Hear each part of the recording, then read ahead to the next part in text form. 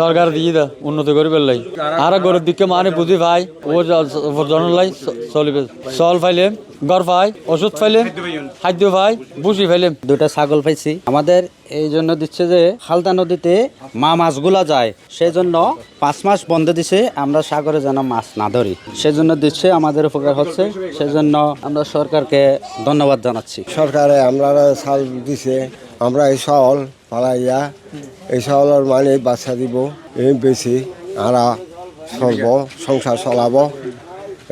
সরকারে বন্ধ দিছে মাছ মারা 5 মাস পর্যন্ত আমরা এই ছাগলের ইনকাম দিয়ে চলব।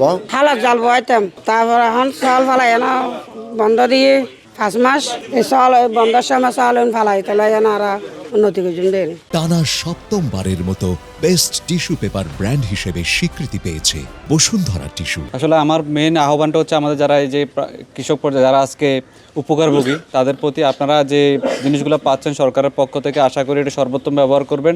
আসলে এটি করা হয়ে থাকে আমাদের যে হালদার যে আপনারা জানেন এখনও বিভিন্ন কারণে হালদাতে আমাদের যে উৎপাদন সেটা কমে যাচ্ছে।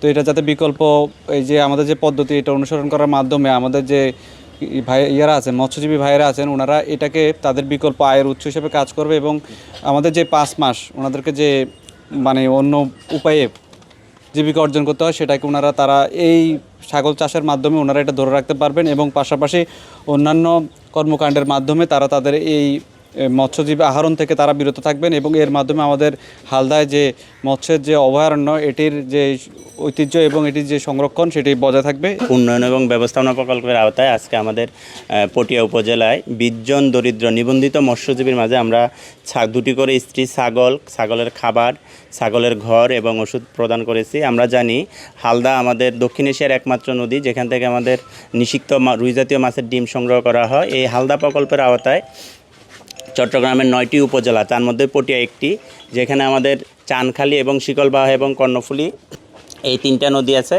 এই নদীতে প্রতি বছরের মার্চ থেকে জুলাই এই 5 মাস এখানে মাছ ধরা বন্ধ থাকে।